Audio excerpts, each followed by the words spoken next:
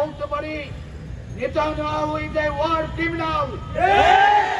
At the same time, Biden is a war criminal. Free, free Palestine. Free, free Palestine. Free, free Palestine. Free, free Palestine. I would like to begin in English first, then I will go to Bengali. Just I will raise a slogan and you will respond to that slogan.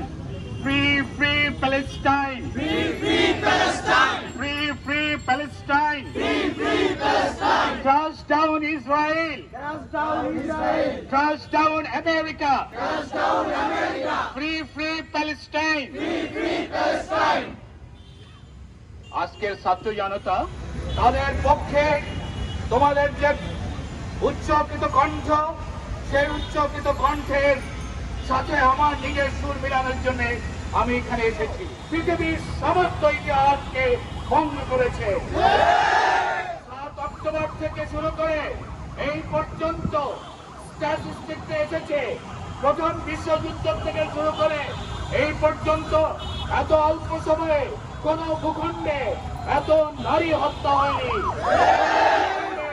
এত শিশু হত্যা হয়নি। সারা বিশ্ব মানবতা প্রতিবেদে ফেটে উঠেছে, তারপরও সিজ ফায়ারের আবেদন করেছে, কোন অবস্থাতেই সিজ ফায়ার করছে না, কোন অবস্থাতেই তারা দমন এবং অত্যাচার এবং অ্যাটাক কোন অবস্থাতেই স্টপ করছে না। আজকের আশার বাণী হলো সাধারণ মানুষ জেগে উঠেছে। তোমরা জানো ইসরায়েল এই অবস্থায় পৌঁছতো না। ইসরায়েলের এই অবস্থা থেকে তাদেরকে প্রিভেন্ট করার জন্য সিকিউরিটি কাউন্সিলে অনেক ধরনের রেজুলেশন, জেনারেল অ্যাসেম্বলিতে রেজুলেশনের চেষ্টা করা হয়েছে।